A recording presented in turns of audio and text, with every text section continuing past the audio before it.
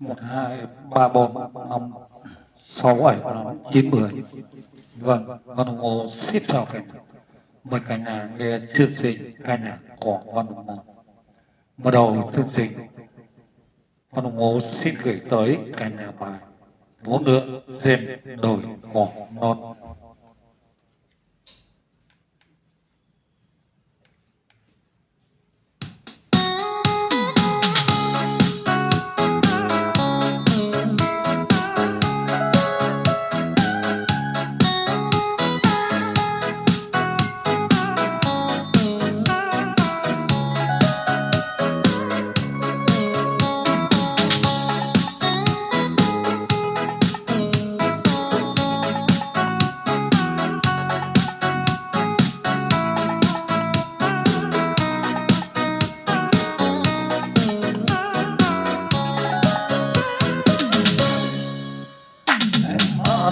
Ơi yêu ơi,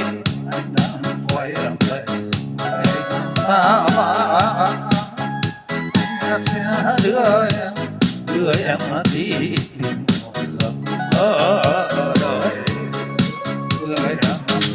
gọi phải không em, đưa em đổ trong tim ta tuột bóng thân, ta tuột bóng thân.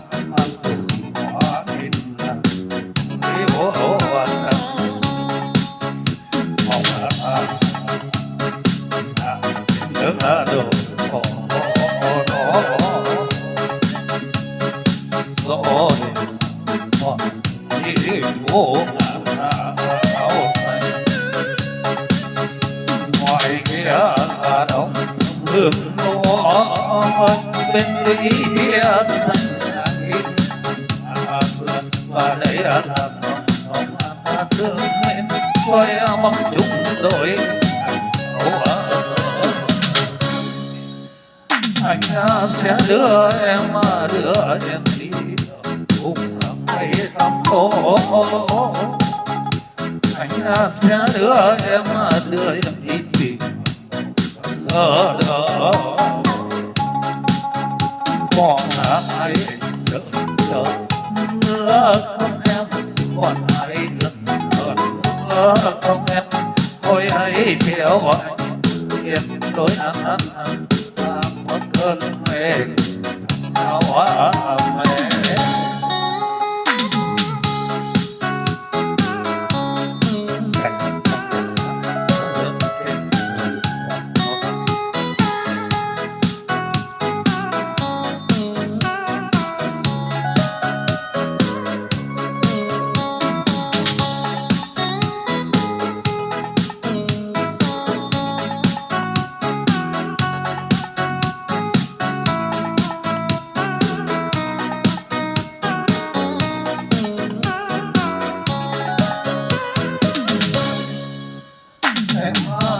Yêu anh đang ngồi ở về người làm sao anh sẽ đưa em đi tìm ở đâu, người làm gọi phải không em, người mà yêu tâm tim ta tuôn bóng thân, ta tuôn bóng mang thù hoa ít là liễu ở đây bóng ta ta lưng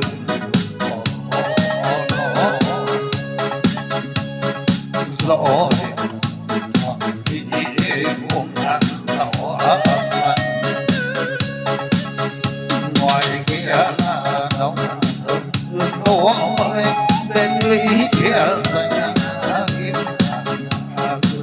và đây là dòng sông ta thương em xoay bóng chúng tôi anh sẽ đưa em xa vời cùng ấy tâm hồn, anh sẽ đưa em đi tìm ở đó còn ai đợi nữa không em, còn ai giận nữa không em, thôi hãy theo anh nỗi ăn ăn ăn bước ngay cùng nhau về còn ai đỡ đỡ không em còn ai giận đỡ không em ôi hãy theo anh yên lối ăn vẫn cơn mê cùng nhau về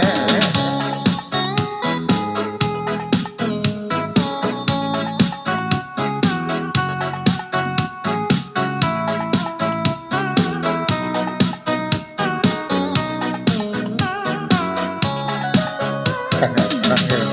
càng còn một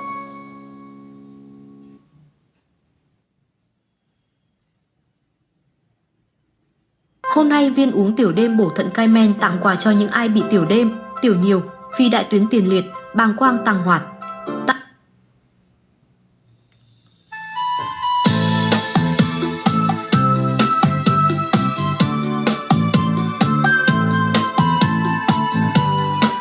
Sau đây có đồng hồ xin gửi tới các bạn là Diêu Phong.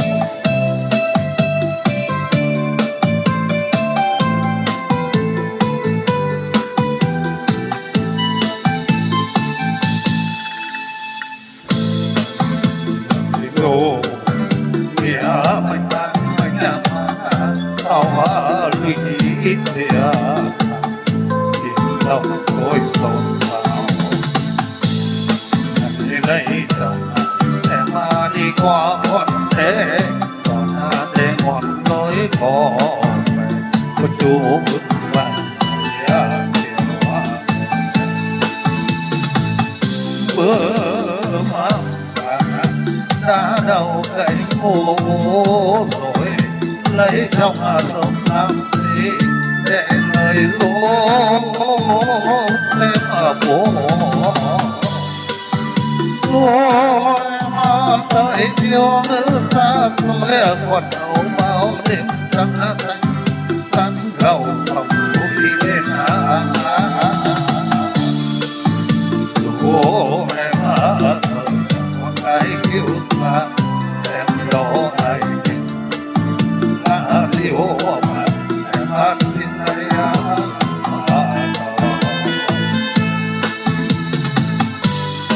ô em tới tiếng nước xa tôi mình tôi đang tan muốn hơi đi tìm là cho em của em thời có cái hay quên thương em tôi là liều mà sao em thì đây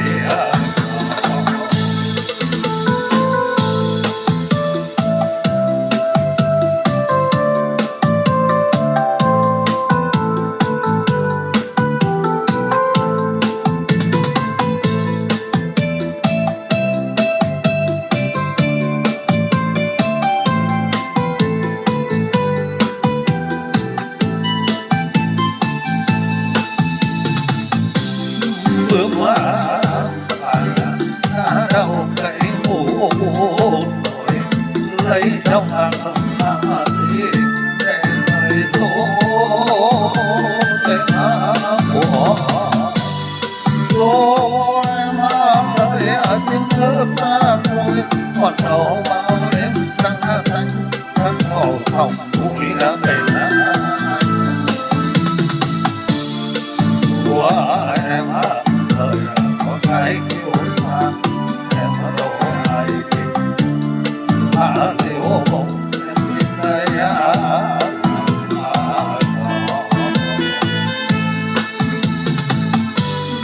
ô em thấy nhớ xa tôi mình tôi đã thằng buồn đi tìm cho em của em thời có cái hay quên thương em tôi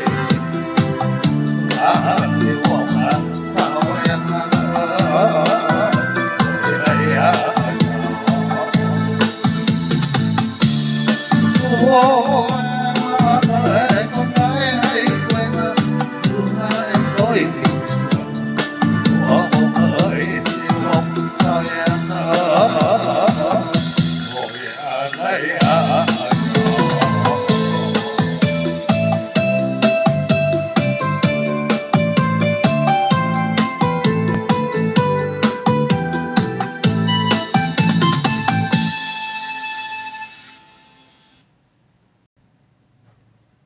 Gia đình bạn đang phải sống chung với chuột hàng ngày, hãy dùng ngay viên đuổi chuột thảo mộc thần thánh này, được chiết xuất từ thảo mộc thiên nhiên như Sau đây, Văn Ngô xin gửi tới quê hương.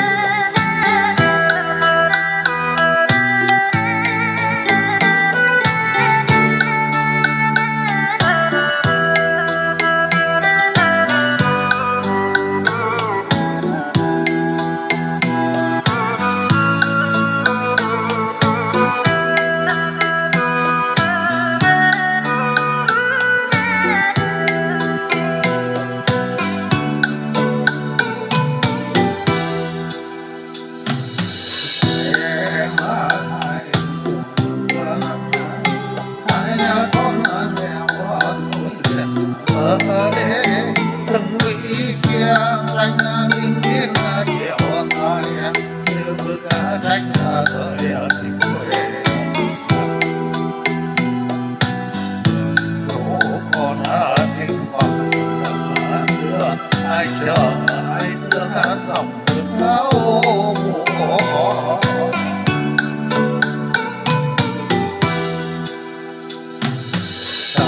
năm đôi tình còn lặng quê hương ta xưa bên con lòng mùa nước sâu chân quen đường ôi coi năm nhiều tình quê người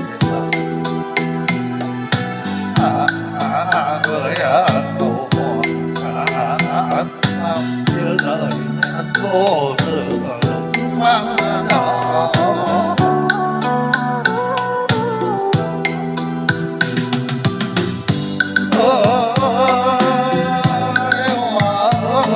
ơi khi đầu thương biết nở con đỏ nên là thân nhớ từ ra nhiều tình hoa quay nằm cạnh mua lúc tan chờ theo bên mai cánh theo tìm là cái đâu đừng đã được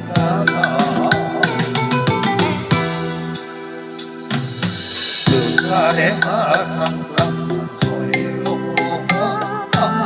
thanh sông gạo chạy đôi đẹp lắm quê hương trăng tuyệt quê cô hát thấy đời tình yêu tôi nhớ ngày chẳng nỗi nghĩa tình quê hương người mãi trong đó.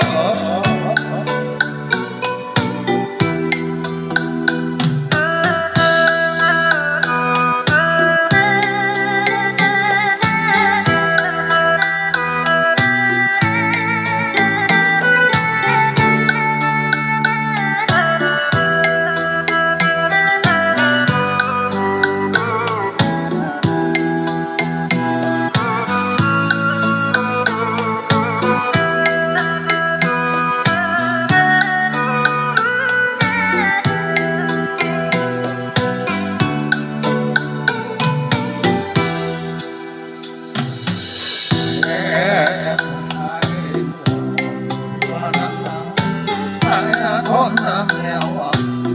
liền ở đây từng ly kia xanh nghìn nghìn chiều ai như bước thanh người tình quê chú con tình vọng ai chờ ai thương dòng nước áo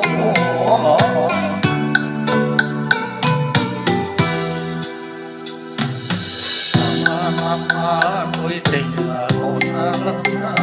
quê hương là xưa mình đời con ruộng lúa hương sâu chân quen được con ôi coi làm nhiều tình quê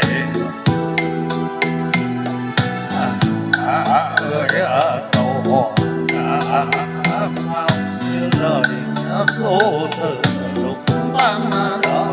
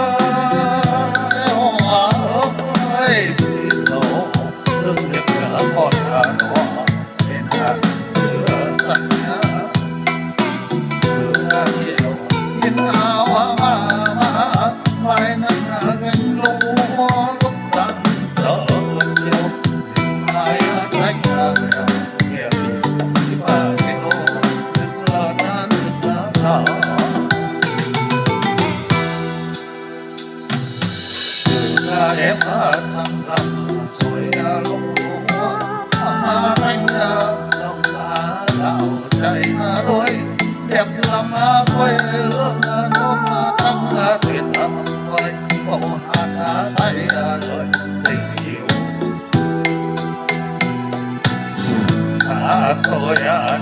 ngày trong tôi nghe tình quê hương ngoài mãi trong thở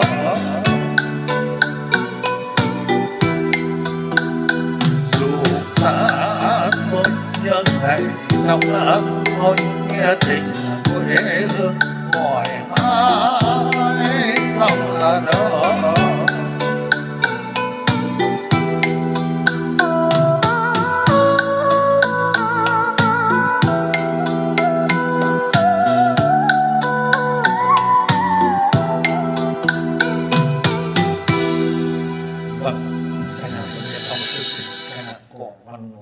Văn Mô xin chào và hẹn gặp lại.